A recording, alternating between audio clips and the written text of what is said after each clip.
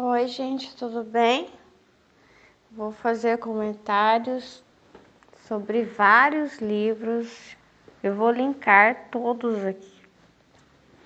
Vamos ver como eu consigo. Se inscreva no canal, curta o vídeo e vem comigo. 12 de setembro de 2025, sexta-feira. Tem alguma banda tocando por aí. 12 de setembro. Liderança, inspiração para cada dia do ano, John C. Maxwell. Floresça onde você está plantado. O Senhor falava com Moisés face a face, como quem fala com seu amigo.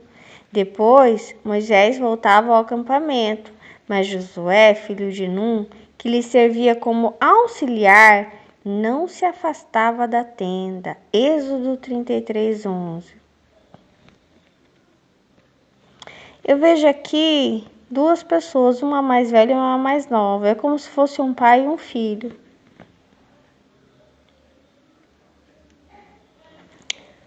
É isso que Deus está me mostrando. Depois vocês vão ver com todas as mensagens juntas. Estou preparando alguém para ficar no meu lugar. Alguém escuta você. Alguém quer ser preparado por você. Ou você quer que alguém te prepare. Entendeu? Para esse posto. De repente você é aquele que vai ficar no lugar de outra pessoa. Não sei. O outro é frases para guardar. Essa frase é do Steve Jobs. Ser o homem mais rico do cemitério não me interessa. Ir para a cama à noite com a certeza de ter feito algo maravilhoso, isso importa. Steve Jobs, ele falou isso, mas ele não fez isso. Eu vou dizer por quê. Deus está falando muito sobre paternidade nos últimos dias. E ele continua falando. Steve Jobs foi um grandioso, né? Conhecido por todos. Ele esteve na Microsoft, eu acho, com Bill Gates.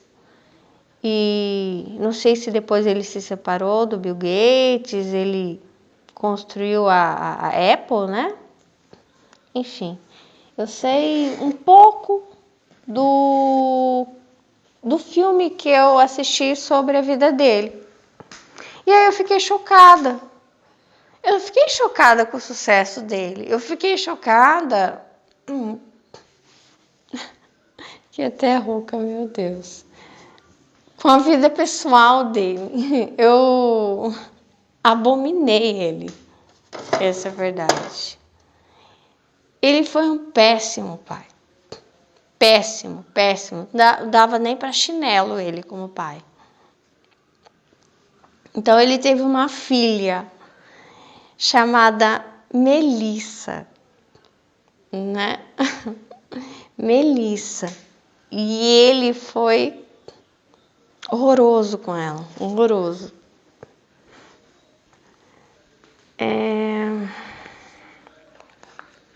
Ia dizer o oposto do meu, né? Nem toda Melissa teve a sorte que eu tive. Meu pai tinha uma frase que era: a minha vida são vocês. Vocês são a minha vida. E eu sempre criticava ele, falava: pai, você não pode falar assim. Porque a sua vida é a sua vida, que é importante, né? Não pode ser a gente. Então, muitas vezes eu lembro, até perto dele morrer, um ano antes, eu falei: pai, não pode falar assim, tá errado. E ele falou isso a vida inteira. E aí, acho que foi depois que meu pai morreu que eu assisti esse filme do Bill Gates, eu me deparei com homens que são assim, da maneira como eu estava falando pro meu pai que ele deveria ser. Que não, a sua vida é sua. sabe? E eu acho que eu queria colocar um pouquinho de egoísmo no meu pai para que ele ficasse um pouquinho mais equilibrado, entendeu? E esse Bill Gates, ele era completamente egocêntrico, né? Por isso que ele não conseguia desenvolver a paternidade, porque ele só pensava nele mesmo. E quando ele diz essa frase, eu não quero ser um milionário no cemitério, eu quero fazer coisas maravilhosas, extraordinárias. Infelizmente, ele estava falando de mais dinheiro. Ele não estava falando de coisas maravilhosas, que não existe nada que é maravilhoso que não esteja correlacionado com a vida. Se algo não está correlacionado com a vida, não é maravilhoso, não pode ser maravilhoso. Então, sim, ele se tornou mais uma lápide no cemitério. Milionária. E aí, nós vamos para o outro, ó. Construindo Amanhã, de Áurea Soares. São todos meus, do meu devocional de hoje. São as leituras onde eu parei.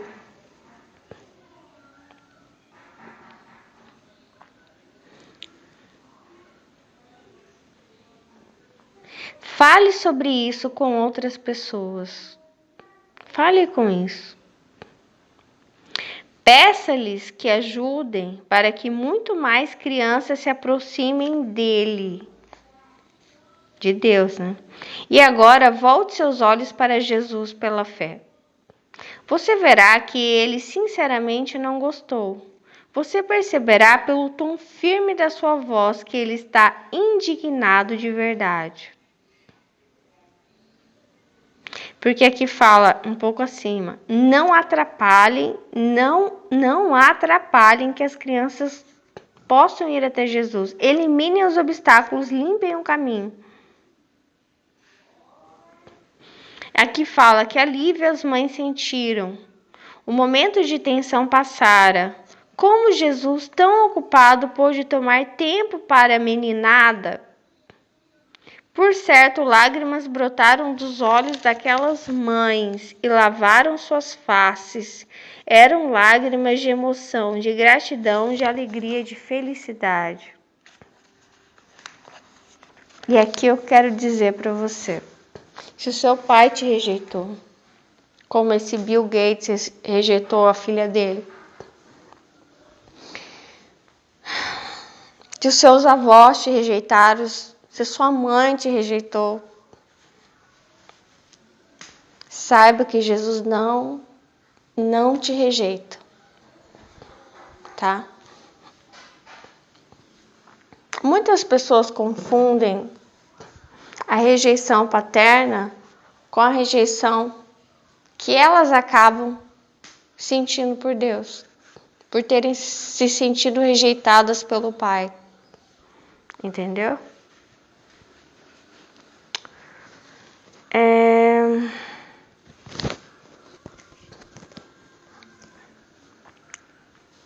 Imagina essas mães com o rosto lavado de lágrimas, né? Porque esse Jesus não rejeitou o meu filho, os meus filhos. Eu não sei que situação a sua mãe teve você,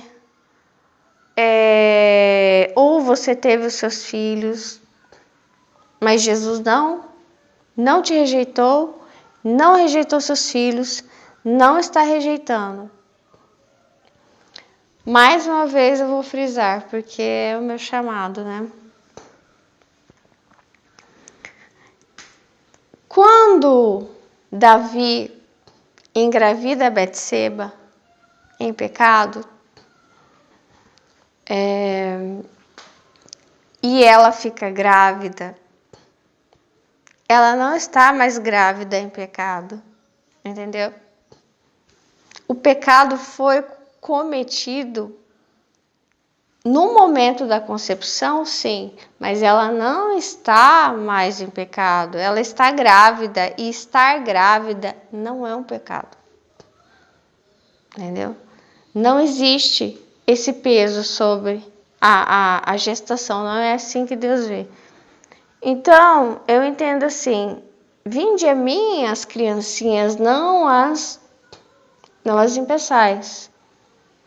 Se Jesus fosse chamado naquele momento, e não o profeta, eu sempre esqueço o nome dele, para que Davi fosse aconselhado, ele não diria essa criança tem que morrer. Seria muito diferente o final da história daquela criança, ela não teria morrido. Entendeu?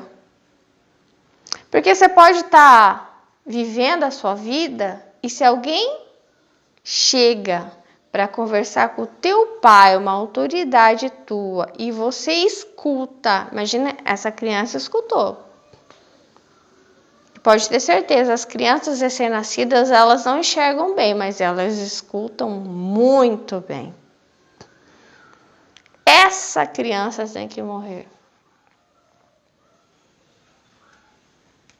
Ou seja, todo o organismo dela já pensou, bem, é isso que eu tenho que fazer. É o que eles querem de mim, então eu tenho que morrer. Entendeu? Todo o organismo dela se prepara para oferecer aquilo que eles esperam dela. A morte.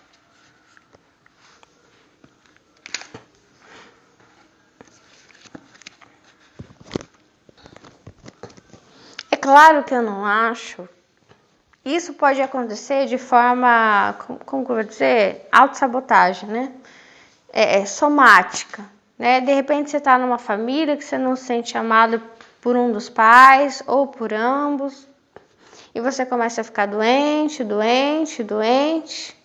e você não sabe o que é. Porque você não se sente amado, amada. Entendeu? Em alguma situação em que você está vivendo. E você não sabe, eu sempre estou ficando doente. Porque eu não se sente amado, não me senti amada pela minha mãe, pelo meu pai. Fica sempre doente. Só que não é isso que eu acredito no caso do filho de Davi. Por isso eu preciso dizer, eu não acho que foi isso que aconteceu. Eu acho que a partir do momento que nasceu a criança, ela foi proibida de estar com a mãe, de ser amamentada. Então eu acho que ela foi deixada tipo num berço assim, sozinha, sem ninguém tocar na criança, porque o profeta falou, tem que morrer. Então assim, não cheguem perto dessa criança condenada. Essa criança é impura. É como se ela já tivesse morta, entendeu? Não toquem nela, porque o judeu era assim, se você falar que alguma coisa era impuro, ninguém tocava. Então a Betseba não tocava na criança, Davi não tocava, ninguém tocava na criança. Então, uma criança, ninguém toca nela, o que acontece? Ela morre. Ninguém troca, ninguém dá o leite. Morreu de inanição. Entendeu? Porque não podia tocar, senão eles ficariam impuros. A criança era impura, né? Não que ela fosse, né? Misericórdia, não era. Mas era o que se acreditava. Não cheguem perto dessa criança. Essa criança endemoniada, fruto do pecado, sabe? A criança maldita. E eu sempre repito isso, que é mais estranho. Os movimentos abortistas são sempre encabeçados por pessoas que não acreditam em Deus, né? Ateus. Mas eles têm o mesmo discurso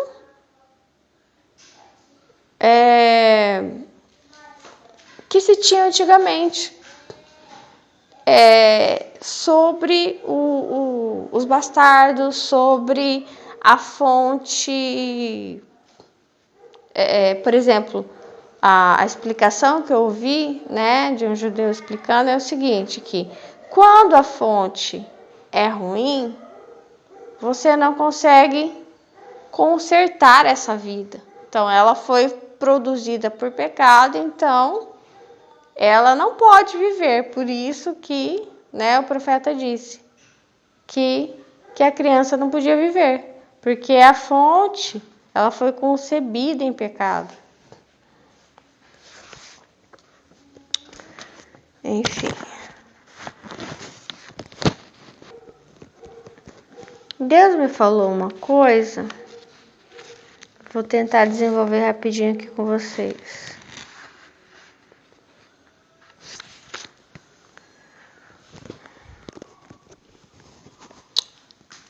Para eu desenvolver essa ideia, vou ler aqui o Melhor da Vida. Seção 1, parte 4. As sementes da grandeza estão em você. Em Gênesis 1, 27, a Bíblia diz: E criou Deus o homem à sua imagem. A imagem de Deus o criou, macho e fêmea os criou.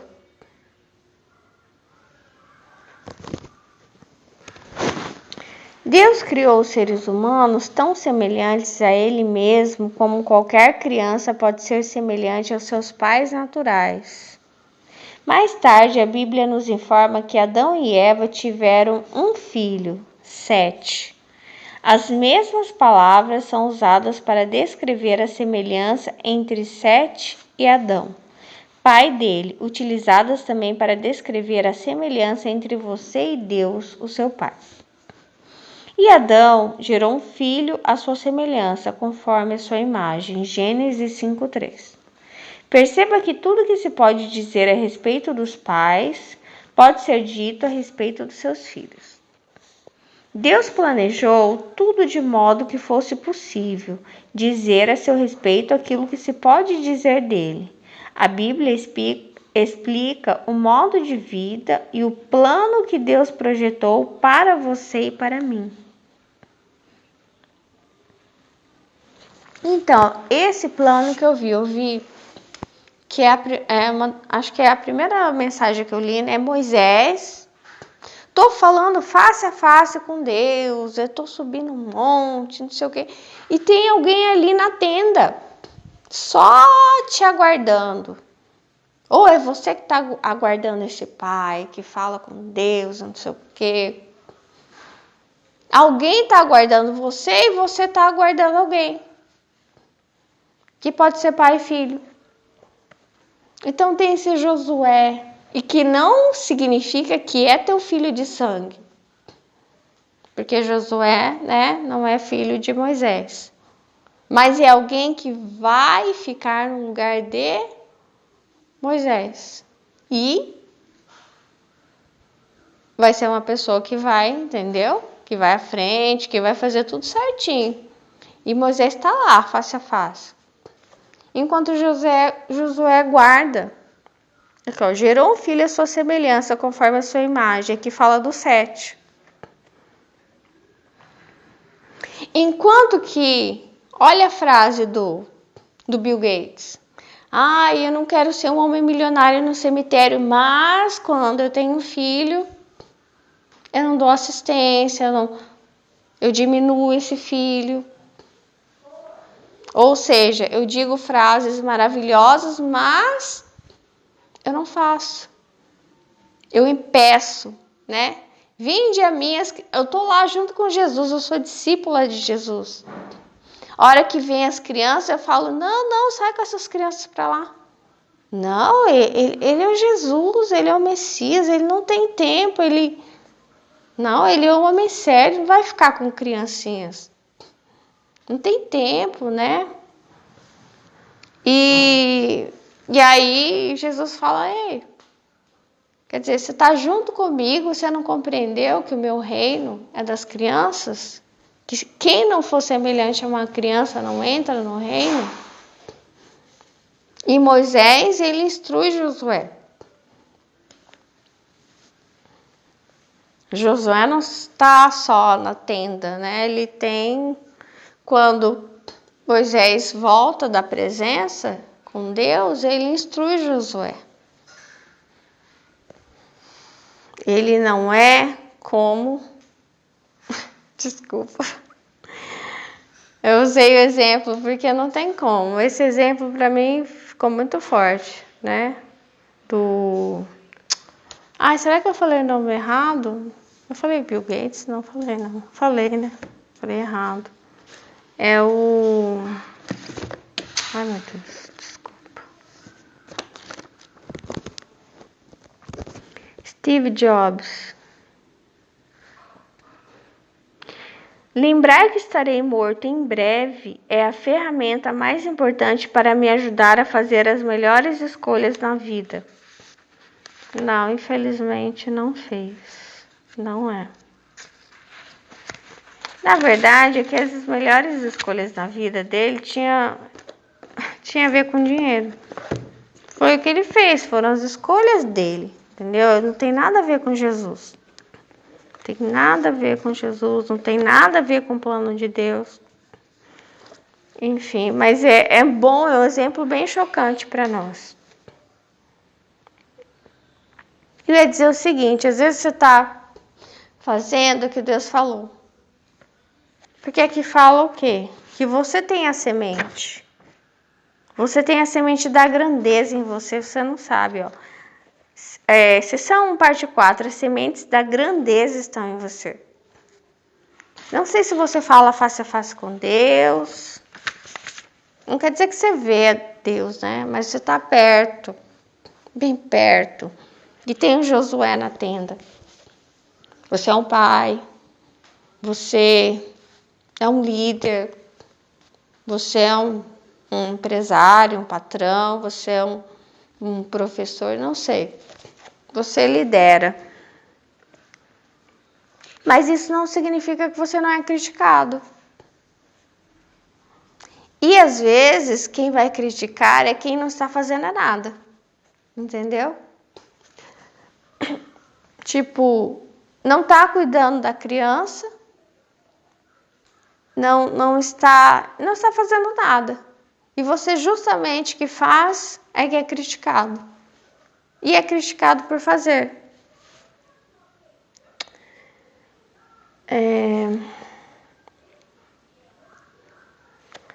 Perceba que tudo que se pode dizer a respeito dos pais pode ser dito a respeito dos seus filhos. Então, o que vai ser dito do seu filho? Aquilo que dizem de você? Cabe ao teu filho? A tua roupa vai caber no teu filho? Tudo aquilo que você diz sobre si mesmo, si mesma, vai servir no teu filho? Será? Uma coisa que minha filha me ajudou bastante. E na verdade ainda tem que usar isso e orar sobre isso aqui. A partir do momento que eu fui mãe, eu percebi que muitas coisas que eu achava que eram boas para mim não eram boas, porque eu vi que eu não queria para minha filha. Daí eu comecei a pensar, opa! E aí Deus viu? Ué, se isso é tão bom para você, por que você não quer para sua filha? Deve ser muito bom, né? Frutificai e multiplicai-vos, e enchei a terra e sujeitai-a, e dominai sobre os peixes do mar, e sobre as aves dos céus, e sobre todo animal que se move sobre a terra. Gênesis 1, 28. O Senhor não nos planejou para a pobreza, inferioridade, enfermidade, depressão, necessidade, nem para a insegurança. Deus não criou o ser inferior, nem você, nem ser humano algum. À medida que este princípio poderoso se arraiga, você começa a ver-se e a respeitar a si mesmo como membro da realeza divina. A família de Deus deve representá-lo e refletir seu modo de viver na terra. Você pergunta, o que posso fazer quanto a isso? Ele fala, o primeiro passo é reconhecer o seu valor. Quando age dessa maneira, faz com que as sementes da grandeza germinem em você. Mantenha-as aguadas, pense nelas e reafirme o valor que você tem até que sua atitude e conduta sejam transformadas. Elas crescerão e será como um milagre operando em você. Você está no monte com Deus, você fala com Deus, mas a hora que você desce é a hora que as coisas acontecem. Se você tá lá no monte, só no monte, e você nunca desce para ver Josué, para disciplinar Josué, conversar com Josué, não adianta de nada. Josué não ficará preparado para nada. Entendeu? Por exemplo, a mulher acabou de se tornar mãe, vai lá pesquisar alguma coisa na internet. Como fazer... como trocar a fralda do meu filho. Não sei nem trocar a fralda. Daí olha lá um vídeo de como trocar a fralda. E a criança tá lá na frente e começa a chorar. Nha, nha, nha, nha. E aí olha, mas não troca a fralda. Só olha. Desliga o celular, olha de novo, mas não troca a fralda. Entendeu? E aí a bunda do neném vai assando, as coisas vão piorando, não sei que situação, vai piorando, entendeu?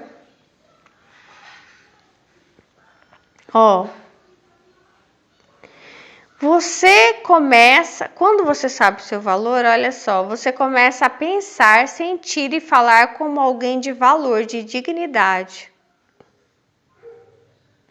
Ó o que fala. Que você deve saber o seu valor, né? É que você tem essas sementes da grandeza em você, deixe que elas germinem e mantenha-as aguadas. Pense nelas e reafirme o valor que você tem até que sua atitude e conduta sejam transformadas. Elas crescerão e será como um milagre operando em você. O valor que dá a si mesmo impõe respeito. Os outros o tratam como você trata a si mesmo, veem-no como você se vê. Quando você pratica confiança em si mesmo, também passa a merecer a confiança dos outros. Você atribui valor à sua própria vida por meio dos seus pensamentos, palavras e ações. Nunca mais acalente pensamentos aviltantes acerca de si mesmo. Nunca fale nem haja como uma pessoa de segunda classe. Então é isso. Você tem a semente de grandeza. Você está sendo preparado por Deus também para preparar outras pessoas. Ou você está preparando um Josué, como eu disse, né? Josué na tenda, esperando. E mesmo que você tenha essa semente de grandeza, você pode ser criticado, entendeu? Mas é melhor você ser criticado porque você está fazendo o que é certo.